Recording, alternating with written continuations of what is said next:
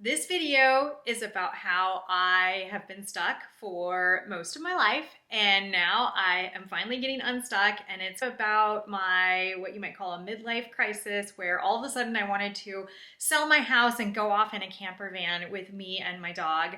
And this is the update on all of that. I feel like I'm such an all or nothing person. I don't know if you identify with that. And I have an amazing boyfriend. And I was like, does he want to go? Does he not want to go? I kind of want to go alone. I have my whole life just been doing kind of what other people want to do and not doing my own thing. And I kind of want to do my own thing. And I'm like, wait, I don't need to be all or nothing. I need to take baby steps. And my dad said, I've been talking to my dad a lot about this because I get this side of me from him, the wanderlust side, the side that wants to take off and have a big adventure. And he's like, hey, just try it. Just see how you can do it at a smaller scale. So instead of selling your house, maybe you rent your house out for a little bit and then you hit the road. So guys, I rented my house out for 15 days. So in a couple weeks, I'll be renting my house to another girl who is so excited to use my TV bathtub and my grounding grass in the backyard. So she's so excited to stay at my house and she's going to pay for it. And then I am going to go spread my wings. And here is what is so cool. And the main thing I wanted to talk about is I have this amazing boyfriend. We've been together for 2 years and I really found myself I love being by myself. I do live by myself. He lives by himself, but really it's because our dogs didn't get along. Like that's the main reason that we didn't move in together yet. But then I realized that this is the longest I've ever lived by myself and I'm really enjoying it. But I really, really love him and I really want to be with him. And I'm like, how do I do this? How do I figure this out? And at 41, it's like I am so done not being able to try things and I'm just done feeling stuck because I don't know how much more years I have of amazing health and vitality. And I have had multiple health scares. Last year, I had vertigo twice where I couldn't see, I couldn't take care of myself. And I'm like, I could have that come back. You could just have so many things happen. And I want to go and try the things that I want to try. And I don't want to be held back by my relationship. I don't want to be held back by my business. And most of my life, I would have listened to me saying that and been like, wow, how selfish. But I've been watching a lot of YouTubers and a lot of people who are saying it's not selfish. And I agree with them. It's not selfish to try things. It's not selfish to be an individual person wanting to go do things individually. So I just told my boyfriend, I told him that I was scared to move in together. And he said he was scared too because he's always been independent. And so that was cool. And then I also told him that I really wanted to get a camper van and just take off. And I told him, I said, you're invited. And we just had this long conversation. He's like, I'm invited. And I'm like, yeah, I want to make my own decisions and I want to plan adventures and you're invited. And it took a little bit for him to really understand. He just walked in. Do you need something?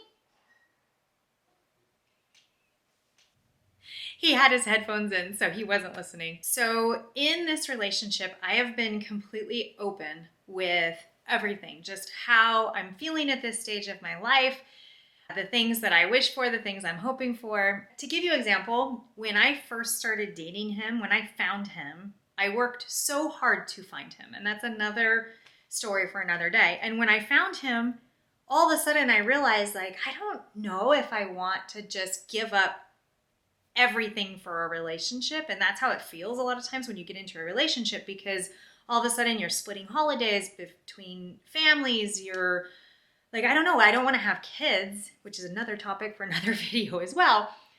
And so if I don't want to have kids and I am fine being alone, like, why have a relationship where I just have to give things up and not be independent? And so I told him when we first started dating, I'm like, I don't know what I want, but I want to hang out together. I don't want to hang out with more than one person. And I would love to, see what we could do together, but I don't want to be like, yeah, I don't know. I didn't know what I wanted, and I told him that. And then after the second date, we went mountain biking, and it was so amazing. And I'm like, I definitely want to be exclusive, and I don't want to date anyone else. And I'll have to do another relationship video, but for this video, I just want to say that I have been very open with him about how I feel every step along the way. And I have told him when all of a sudden I just want to go off in a camper van, I want to sell my house, I don't want to live here anymore, I don't know if that, I don't know where I want to live, but I don't think I want to live here anymore, or I just want to live here part of the year. I've just been very, very open about that. And so when this most recent discussion came up, I told him, you're my person. I don't want to be with anyone but you. And I really love my alone time. And he's like, I love my alone time too. And I was like, okay, awesome. And I said, and I want to plan a trip where I get to make all the decisions and I get to plan on where I'm going. And I want to go down the Highway 1 and the Pacific Coast Highway. And I want to just last minute get an Airbnb. And and you're invited to come with me, but I want to plan the trip. And it would be great if he came. But what I don't want is like, oh, where do you want to go? Oh, where do you want to go? And like taking forever to make decisions. I just want to be free and just make my own decisions on this trip. I would love him there for the safety. And so he said, he's like, I don't think I want to go on that trip with you. I've been up and down Highway 1 like a bunch of times, and because he was raised in California, so it's not as special to him as it is to me. And yeah, so I'm going to be going. He's still invited. He still might change his mind, but I am going to be going on this solo trip while my house is being rented out. And it's just so cool because my normal way of being is so extreme. I will just drop everything, stop everything, change everything. And being this way and just taking baby steps, and it's like, I'm going to go try this instead of just completely changing my entire life. And another thing is I was journaling a lot about and I jokingly call it a midlife crisis. And if you're younger than me, something you should know is you never feel older. So I feel like I'm in my 20s. I don't feel any older. However, it's just the age that I am.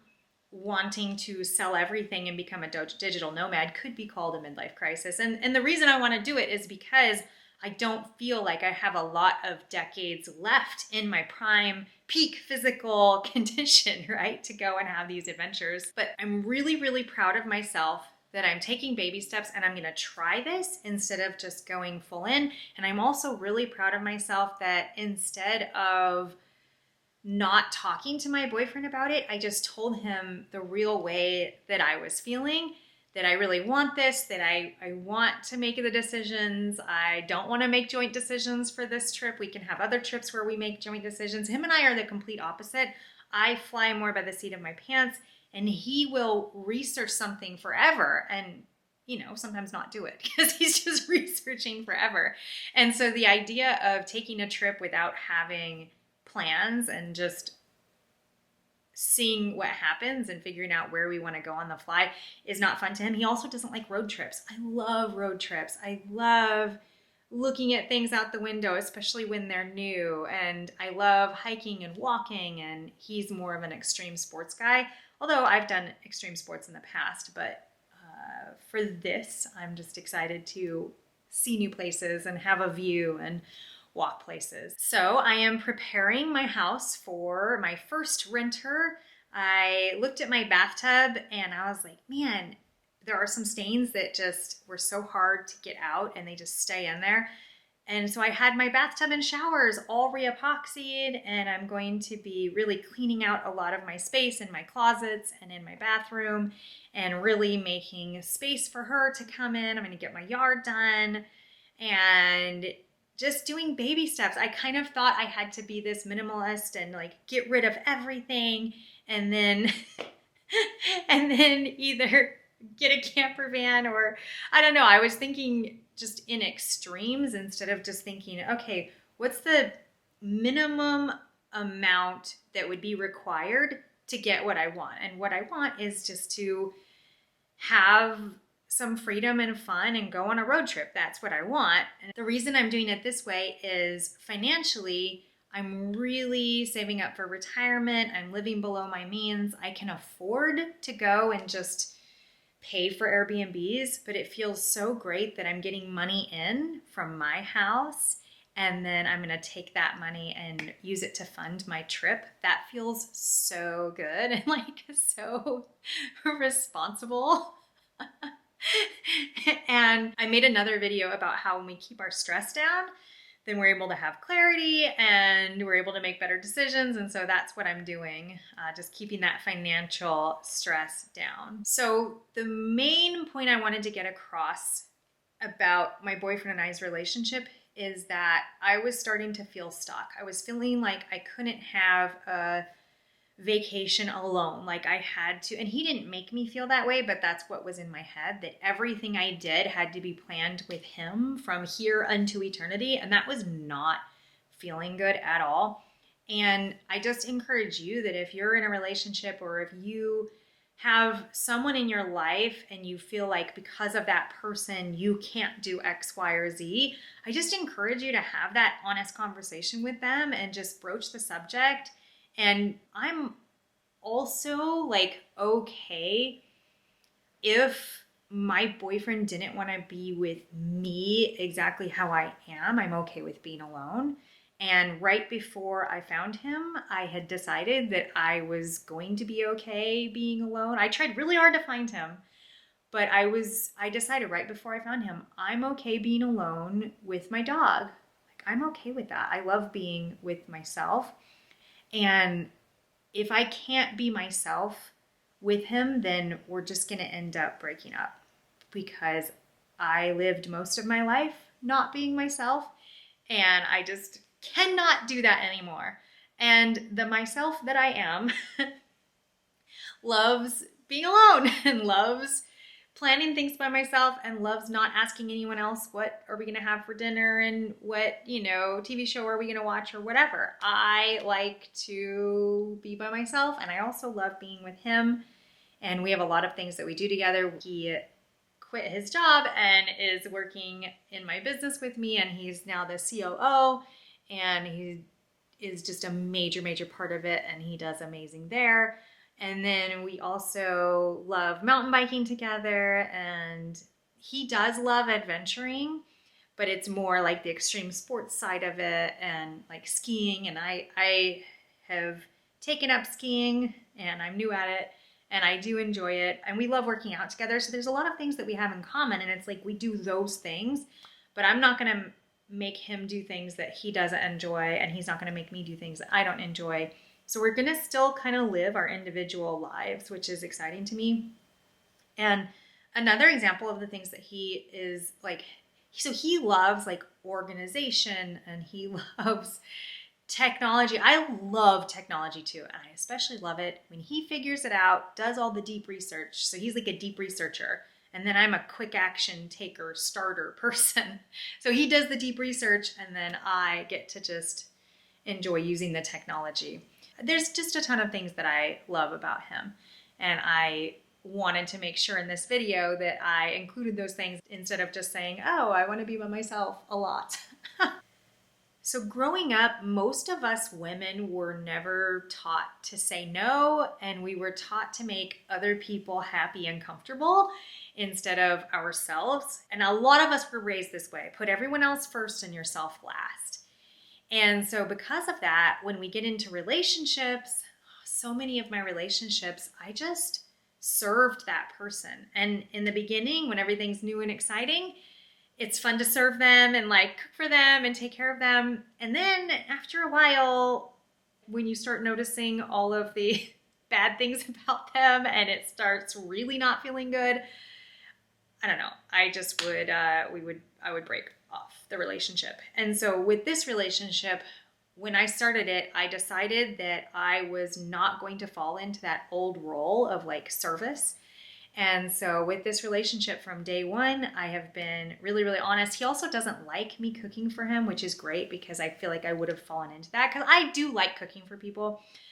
But man, when you start cooking for a guy, like if you're a girl and you're listening, when you start cooking for a guy and you start taking care of him, he will probably never leave. He will be with you forever. And in most of my relationships, I was like, I feel like the guy is just with me because I just make it so easy for them. Like so easy. And they weren't with me, and it had nothing to do with like the things that made me special.